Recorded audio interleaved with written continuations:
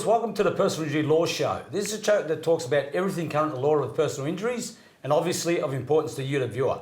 My name's Tony Carbone. I'm a personal injury lawyer of over 25 years' experience. With me tonight, I've got a partner in the law firm in transport accidents, Don Maffia. Good evening, Don. Good evening, Tony. Good evening, viewers. And the lovely and effervescent Vivienne Ryan, who's a former lawyer and co-founder of Gravia Media. Good evening, Viv. Hello, Tony. Don, good evening, viewers. Viewers, tonight we're going to do an extended version of what's in the news because there's been a lot of stories and a lot of interest in the community on so many different topics. Correct, Tony. So we're going to start off with the first article. Yes.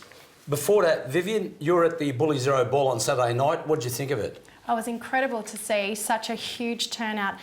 Both myself and Tony are brand ambassadors. I think you are. What's your official title? Well, I'm the deputy chair of the board, so I've got a pretty big role in the Bully Zero Foundation, Viv. It's an incredible organisation that basically the whole premise is to have a zero tolerance on bullying nationally, across workplaces, across schools, across our community in general. So it was wonderful to see from last year where there was only a few hundred people in attendance, and this year we're almost 1,500 people. Yeah, almost 1,500 people. And Don, this year the foundation's been accredited with saving at least 48 lives, which is pretty big, isn't it? It's huge, huge. And unfortunately, it's an issue that's just growing, isn't it, Tony? It's not. It's getting worse. It's getting worse. And now with all these organisations, Bully Zero is trying to reduce it and help those people in need.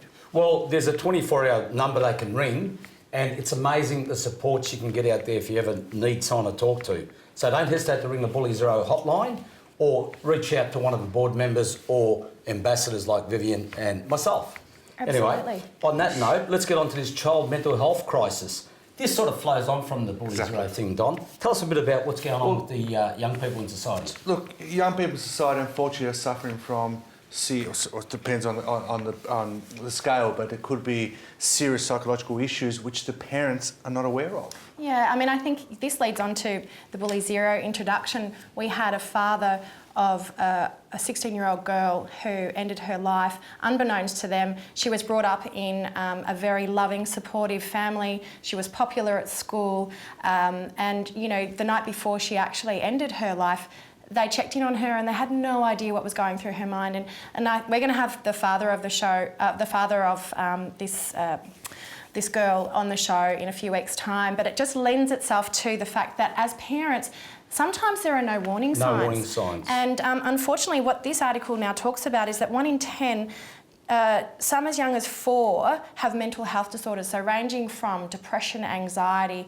and it really is it just highlights to me how important it is to have foundations like Bully Zero to help people who are in need. And also, there's 7% of all young people suffer from severe depression, not just depression. But how do children who are as young as 4 suffer from these disorders? That's the thing that actually really surprises me, and obviously all of us as parents, it's incredibly alarming.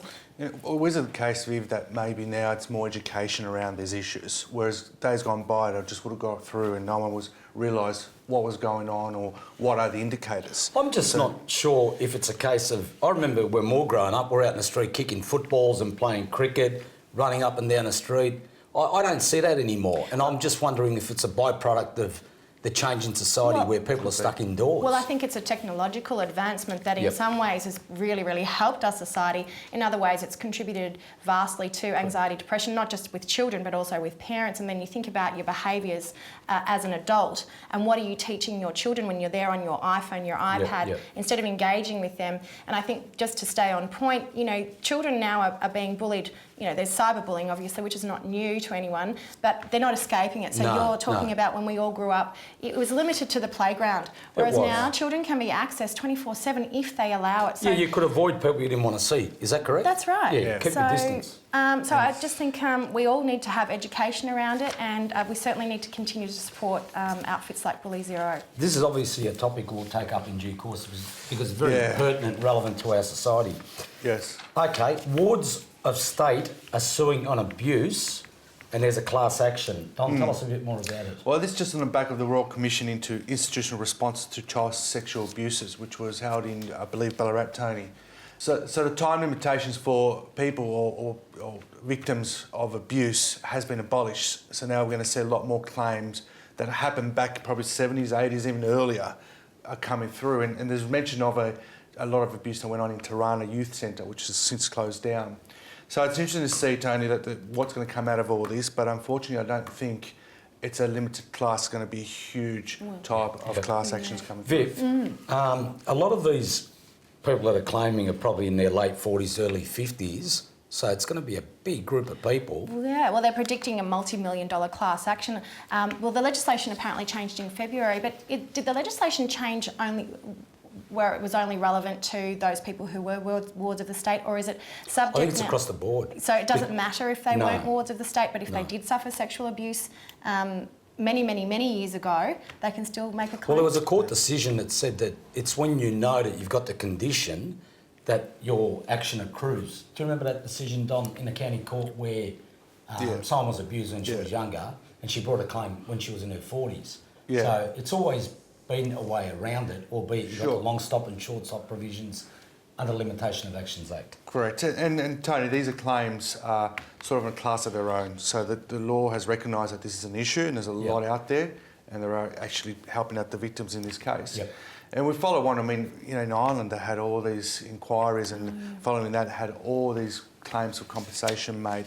So look, unfortunately, it's not an isolated event. There's a lot of it that's gone, and now these people are left with victims of the wards, are left or victims are left with psychological trauma and effects that's continuing their whole lives into the 40s, 50s and ongoing. Well, Viv, and the other thing too is because they're wards of state, it's a non-delegable duty of care by the state, which is a lot higher than your normal duty of care. Absolutely. So they're basically in the care of people they trust, and so therefore you would argue that compensation would be higher than just your normal. There is nothing normal about being abused, but you know what I'm trying to say. And I'm just assuming that this is a federal law, so it's relevant to people Australia-wide. Is that correct? No, it's based in Victoria. Victoria only. Okay. Yep. So we just ask. Make sure you get some legal advice if you feel that you might have a claim. What about this crane that collapsed in Kings Way?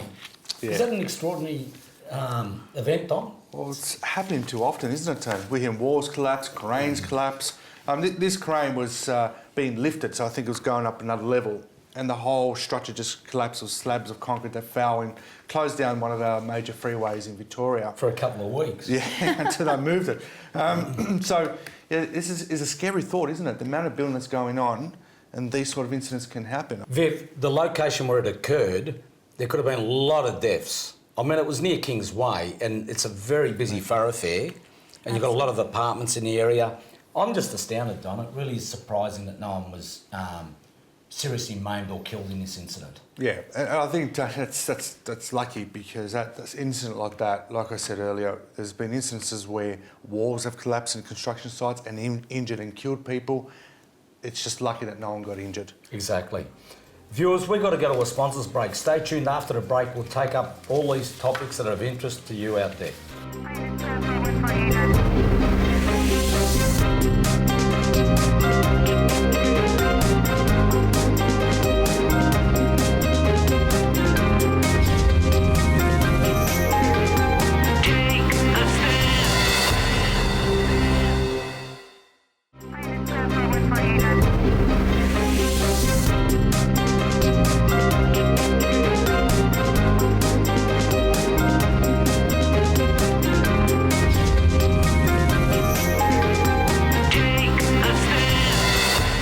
Viewers, welcome back to the show. We're doing an extended version of what's in the news.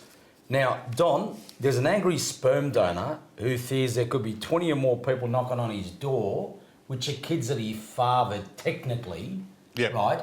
Because the government's going to change the laws and allow these kids to work out who the father was. Or the parents. Correct. Or the parents. Correct. What do you think of that?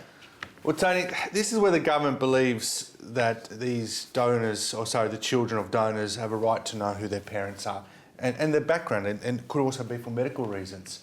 It's a balancing act. I mean, these donors are given their sperm under the belief it's anonymous, and to help in this case, the father or the donor, he did this to help other people. Yeah, he and his wife felt sorry for those people who were infertile, and it's just come out now that he has fathered 20 children across 12 families. 24. 24, is it? And so he's quite a wealthy man, and he's concerned that he's going to get a knock on the door from these children of his asking for money, which, you know, let's not talk about his character, but I do think, though, at the end of the day, he did this anonymously, and I don't necessarily agree with, now unveiling. I think it's totally inappropriate because I remember when I was at university, a lot of the guys I was going to uni with did this as a part-time job. Yeah. And I think, when you're young and... You don't have a lot of money. But the law does protect them, because if a donor doesn't want to be contacted and the children contacted, or they call it donor conceived offspring, there's a fine of up to $9,000. Yeah, but sometimes $9,000 may not be enough to dissuade a child from finding their parents. I don't know, it's a really tough one, because I do understand the medical component. I don't know, but I do feel for this guy as well. I mean, he's married now with his own family. Kids. Yeah, so I guess it's something to watch. But it could create a lot of problems. That's the other thing, his kids don't know about this. Exactly. Exactly. I'm sure there'll be more that comes out of that one. Just highlights how difficult it is to get the law right, really. Get him on the show under disguise, I reckon. Well, yeah, that's how you come on. Let's keep going. What about this elderly driver who's run off the road and gone into a schoolyard and broken this child's leg and not going to get convicted? Not charged. Because it's... Look, don't get me wrong, I'm not picking on the elderly, but there's got to come a time when the responsibility to the public as a whole outweighs, taking the licences off elderly drivers or getting them tested more often. Look, she's been referred off to undergo further testing to see if she's fit to have a licence. And that requires medicals and just a normal going for your licence again test with having the instructor in the same car as you. Tony, again, I think it's trying to get the law right about it. I mean, you can't put an age on it, so that's discriminate against the aged. It's really based on each case. And in Victoria, we do have, for example, if you believe that someone's not fit to drive, be it reason by age or by medical condition, you can report them and have their licence reviewed. Yeah. Well, Viv, someone that's 80, for example, is going to have possibly eyesight issues, hearing impediments. I'm definitely not picking on the elderly. I don't want it to be seen that way. No. But surely, how are they any better? And again, I've got to be careful how I do this, that someone's under the influence of ice or alcohol because they've got impediments. Well, that's right. Well, you don't actually know. But just to go back to this article, for those people who don't know about what's happened, this 71-year-old elderly lady lost control of her vehicle and injured 7 students at a high school. And so she wasn't charged, but they've just asked her to review her licence. And I actually think that's probably, it's probably the most viable result at this point in time. And just coming back to your question, Tony, I definitely think it is concerning, and honestly, there are other issues at play. Even I know we've all been on highways before, and there's the slow driver in the right-hand lane that is more likely to cause accidents than a speeding driver when they're driving carelessly. But I do think that there are things in place now where people can dob in someone, and the licences can be reviewed as to whether or not they can see. They do have all their faculties. But the last thing I want is to have the elderly off the roads, because mobility is so important to them. Of course. Yeah. But also, I guess there's a high onus on the children and family members to make a decision on whether their elderly parents are fit to be on the road. Don't you think, Tom? Because I mean, there's Can you imagine dubbing in your mum or dad? no, it's an obligation to ensure not only the safety of your parents, what about everyone else on the road? But let me put it to you this way. If this was an elderly driver, would have been an issue to it. I mean, this happens regardless of age. People do lose control of their vehicles through their own negligent acts. I mean, we see it time and time again. Just so happens she's an elderly driver. She's only 71. I'm talking about people that are a lot older than that, Dom. There's people on the road that are 90, and, you don't know if they've got the faculties to drive. So just on this, though, with those 7 injured parties and 1... They've got the right to sue. So who would they be suing? The driver and TAC would pay. Well, in Victoria it's TAC, but obviously in other states they'll have their own compulsory third-party insurers. So this case, I mean, she's covered by TAC. That's not an issue. It's right up Dom's alley. That's what he'd be doing. Third-party insurer. But yeah, so look, it is interesting, and I think it's, again, going back to what we keep saying, it's a hard area to tackle with the law. I mean, so... But it's got to be looked at carefully. Of course. Well, on that note, let's get on to this ice epidemic again. Which we talk about every week, unfortunately. The sad thing is, there's about 38 or more every week tested positive to ice. It's unbelievable. So on the road. So I think the statistic was that in 2014, 1,970 drivers were found to have methamphetamines in their system. And Don, they're the That's ones that incredible. sound. But not only having this in a system, it's the doses are 10 times more than what they used to detect. So it's high doses of ice in the system. So again, it's become an epidemic. We're just seeing it more and more, and I don't think it's going to end here. It's going to And continue some to of the increase. symptoms, the drivers become impulsive and felt invincible. You think you're like Superman, that's what they say.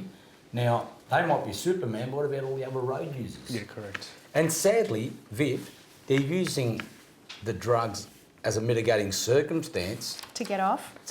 not to be, cop serious or jail terms or serious fines on that, which So I find extraordinary. So then again, there's another call to review the legislation in that regard, because Oh, they're yeah. doing it knowingly. They know exactly, people who consume alcohol and drugs know exactly what they're doing before they do it. The plea would be insanity or not of No, sound well, it's mind? mitigating. I was on drugs and I didn't know what I was doing. But I think, Tony, the tolerance of the community is now reducing about drugs and alcohol. Yeah, and but it's there's the issue about what do you do about it? Do you educate? What do you do? That's the problem. They really don't know. They've got to try and work out the best way to tackle a problem. Yeah, it's concerning because it puts pressure on our emergency services, which we talk about course. every week. And not to mention safety issues on the road for themselves and those around them. Yep. Athletes want to invest in quality mouth guards. So when your kids are playing sport, Don, instead of going to the chemist and buying a $10 mouth guard, go to the dentist. go to the dentist, cost you $250. This is what this story's about. And you might save a big bill for dental work and other facial injuries down the track. Yeah. Yeah, so this is where, you'll see now in the pharmacies or any stores that you can buy off-the-shelf mouth guards. And you think, look, I've thought they were okay. My son wears one sometimes when he plays basketball. But it just goes to show that even with those mouth guards, it still doesn't protect your teeth, or in this case, she has severe jaw injuries as well, even though this girl was wearing a mouth guard. Yeah, so she was playing hockey, got hit by a hockey stick. But they did a study on, I think it was 1,200 people, and 3 out of 4 of those people were seen to be wearing mouth guards from over-the-counter stores. So really, I guess the message is invest early and not pay later. Really. Get a properly fitted mouth guard. Look, you can buy one from the shop for what? It says here $10. Yes, it's going to cost a little bit more. Say $250. $250, $250. Get it properly fitted. But the amount that you'll be paying to get your teeth fixed, and in this case with the jaw and all those things, it's going to be a lot more than $250. Before we wrap up this segment, so would she have a right to claim compensation for all of these injuries with her? She'd have to sue the manufacturer, I guess. But The manufacturer of the mouth guard? Look, I think... look, it'll be hard because it doesn't really go into detail about whether or not that mouth guard caused further injury or would have prevented it. In terms of her playing on the field, I wouldn't think so, because unfortunately, playing hockey, one of the risks involved is being hit in the face, unless there was any malice. If someone ran off and smacked her in the face with a stick, that's different. But look, Viv, I think it'll be very hard. Yep. On that note, viewers, we've got to go to a sponsors break. Stay tuned. We'll take up this topical subject of what's in the news.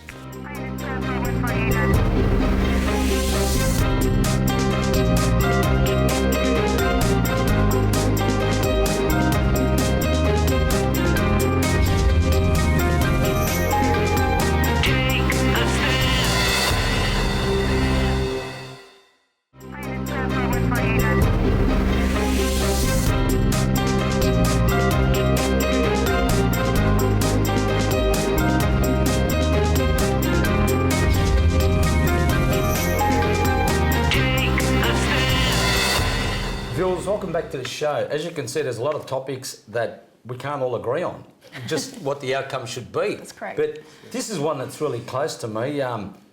These 40 km/h speed signs, and I'm not only referring to 40, there's 40, there's 50, there's 60, there's 70, 80, 100. It's confusing. Very confusing. And Viv, recently I was driving through Kensington and a camera went off and I thought, why? I'm doing 60. And then I get a fine for 57, right? And I'm thinking, what's going on? I drove back past that intersection and there was a sign that said 50 after the intersection.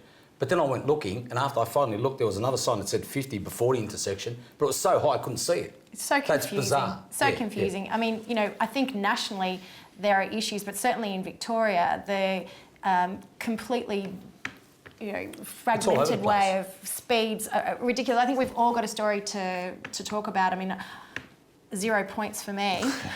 Don, what do you think about all these changes? Within 1 kilometre, driving could have 3 different speeds. Look, what the article says and what Gordon Lewis, who's the speed camera watchdog, is suggesting is that there's more warning signs. Like if it goes from a 60 to a 40, you should have flashing lights. Flashing lights. But on the other hand, Tony and Viv, speed limits are speed limits for a reason.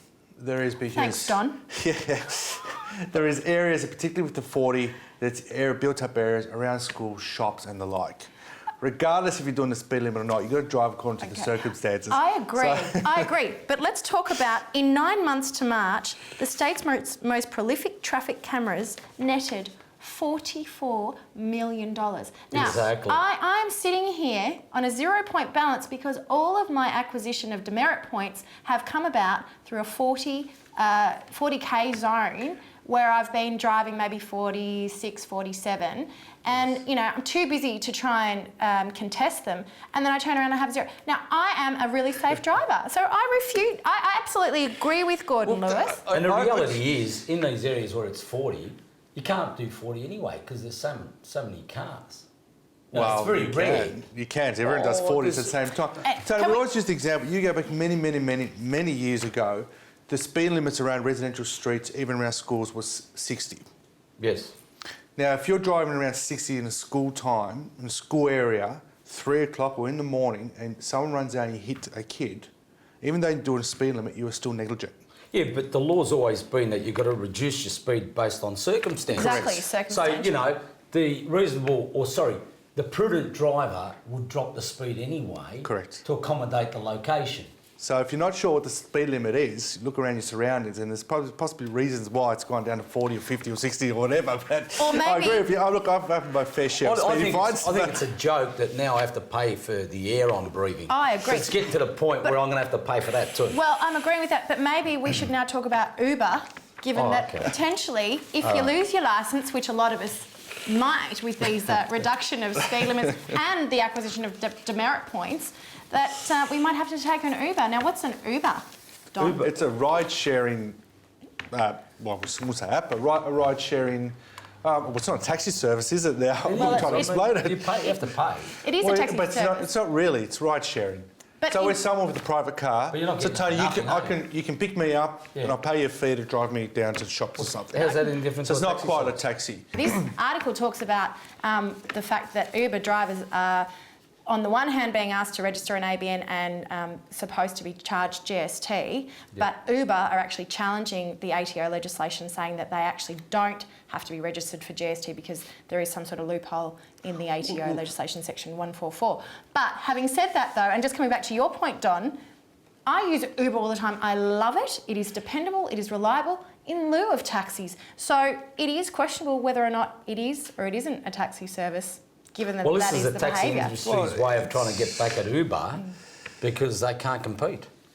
And also, let's be realistic. The one thing I like about Uber is if you need someone to pick you up, it happens quick. Happens very quick, and you can see them coming. And you can see their rating. As a female, not that this is an advert for Uber, but as a female, the safety requirements, the safety is it's actually safer than jumping in a cab that you have no idea who is your driver. You can look at the rating system and you have a few seconds once they've said that they're collecting you to look at their rating system, and if you don't feel that they're above a 4-star and safe enough for you, then you can reject that. But my concern is with taxis, you could be waiting an hour and a half when you do need a taxi. Correct. But this is the example. We are actually separating Uber as not being a taxi travel service. I reckon. So we're arguing. I mean, the word is a taxi travel, and look, we've got to scroll down a bit more into what it all means. But they're not required to have taxi license. No. Right. That's straight up there. They need to have industries up in arms. Exactly. So no, not necessarily to be a taxi director. No, not necessarily to have a taxi license. So you would think on face value, it's not a taxi service. No, and the problem is if they do have to then register and pay for GST, then their actual earnings go down by 12.5%, so which is a problem then. So therefore, it's probably going to take a lot of drivers out because they're not making enough money. But look, it's not just as simple as you jumping in a car and offering your services. They have to actually go through a testing process too. So, you know. Yeah, and look, when I use Uber, you speak to them and they say they need a police check and they check the car, roadworthy, you've got to sign up. But if I say to you, Viv, I'll pick you up on this night, give me $20, I'm not part of Uber. It's still ride sharing, I still can do it. Anyway, Just don't want to have we'll the... take this up another time. It's starting to, drag out a bit. The last story I want to do before we go is cyclists caught in Crackdown. There's been 70 cyclists caught last week not wearing helmets, running red lights, doing all the wrong things. What do you think, Viv? Well, I think at the end of the day, as a road user, as we go back to Don, Mr. TAC expert, the laws are there to protect your safety and the safety of those around you. So no one should be immune to the law. Well, one of the things is that they caught cyclists not wearing helmets. There are reasons why it's a law to wear helmets, because if you fall off your bike, you haven't got a helmet, you're going to sustain very severe head injuries. Plus, I don't like running red lights, Tom, because a couple of times I've nearly been cleaned up by cyclists. Look, they're road users as well, so they have to abide by the road rules. If it's a red light, you stop. And also, I recommend that you get registered with Cycling Australia and get insurance. Well, there was recently there's a push to see if they should be registered somehow, just like your compulsory third-party insurer and TAC in Victoria. But look, Tony, I think there is a lot more cyclists on the road, and something has to be done. Registration. Yep. Viewers, on that note, Viv, we've got to go. Thanks for coming on board. Thank you so much, Tony. Dom, always a pleasure having you on board. Viewers, thanks for watching. Stay tuned for future episodes. Go to our past episodes on YouTube, go to our social media platforms, and always remember to stay safe.